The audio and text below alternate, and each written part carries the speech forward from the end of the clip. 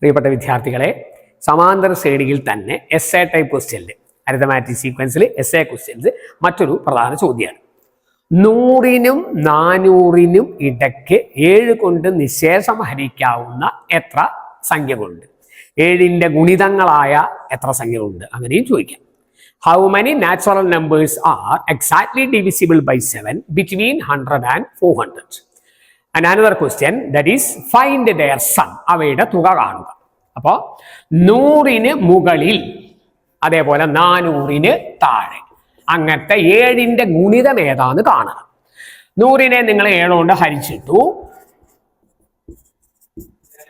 ഹരണം കംപ്ലീറ്റ് ആക്കി.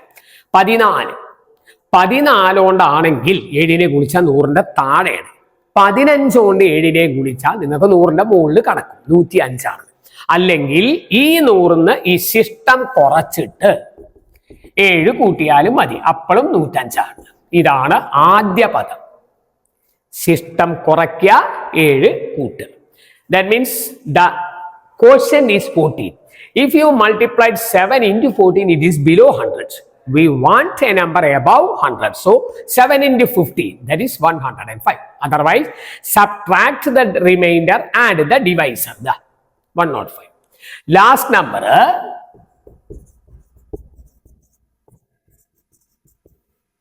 ഹരണം കംപ്ലീറ്റ് ആക്കി. 57. 57ഉം 7ഉം മൾട്ടിപ്ലൈ ചെയ്താൽ 400ന്റെ താഴെയാണ്.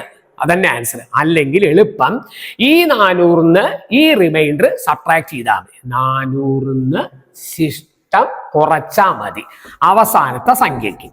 1 കുറച്ചാൽ 399. ആദ്യ പദം 105, ഫസ്റ്റ് ടേം 105, ലാസ്റ്റ് ടേം 399. ഇതിന്ന് ഈ 1 കുറയ്ക്കുക.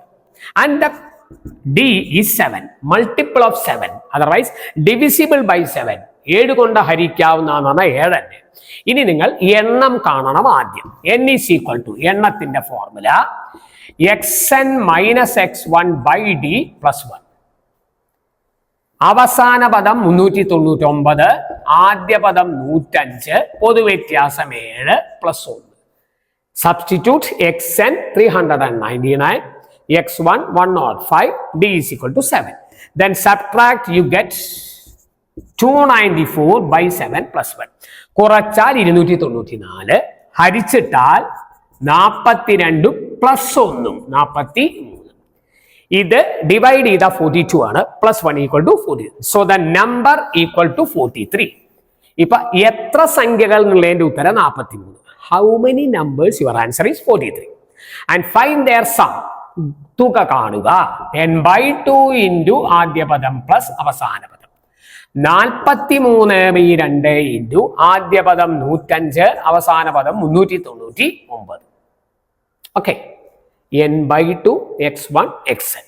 അത് കൂട്ടിയാൽ 504. 2 is not divisible in 43. 43 അത് ഹരിച്ചു പോവില്ല. 504 252. 43 ഇൻറ്റു 252, 504 അല്ല 252. അത് നിങ്ങളുടെ അവസാനത്തെ ഉത്തരം. 836. That is 43 into 252. 2 is divisible 504, 252 times. 252 into 43 is the last answer. That is 10,836. Okay.